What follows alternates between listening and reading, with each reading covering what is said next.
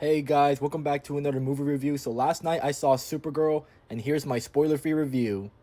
Now before I get started with this review, let me go ahead and say this first.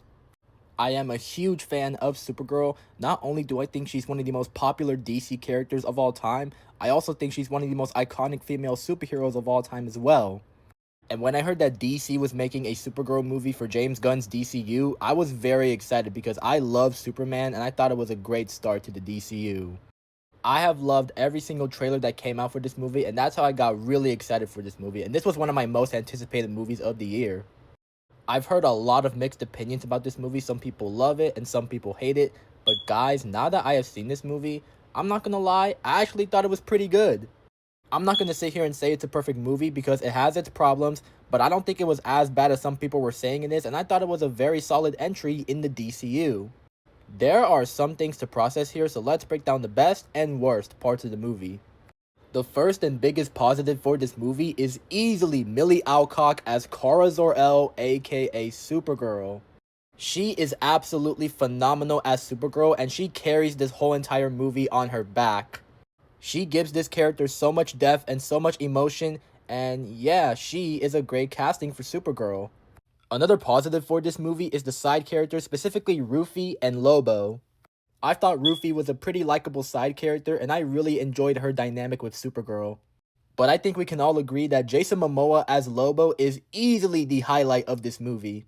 He is absolutely fantastic as Lobo, and you can just tell that he was having so much fun in the role.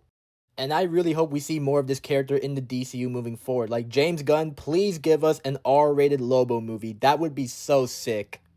Another positive for this movie is the flashback scenes to Krypton. I found the flashback scenes to be very interesting, and it was definitely the emotional core of this movie. Another positive for this movie is the Superman scenes. I was actually surprised by the amount of Superman scenes we got in this movie, and seeing David Cornsweet reprise his role as Superman just put a huge smile on my face because he is a perfect Superman. And the final positive for this movie is the action. I thought the action was pretty cool, and while it wasn't anything groundbreaking, it was still very fun to watch. Now on to the negatives. The first negative for this movie is the main villain, Krem.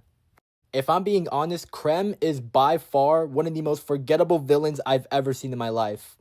He just reminded me so much of those Phase 1 and Phase 2 MCU villains, where the performance is good, but the character itself is just bland, generic, and forgettable.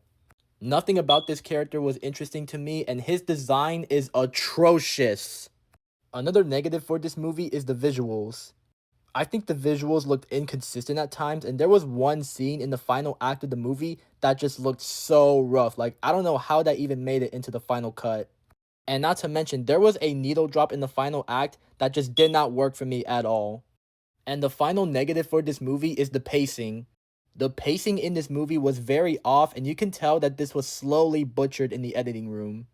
Overall, I had a pretty fun time watching this in the theaters. I thought this was a very solid entry in the DCU, and I'm excited to see where Supergirl goes in the future of the DCU moving forward. And the rating I would give for this is a solid 7.5 out of 10.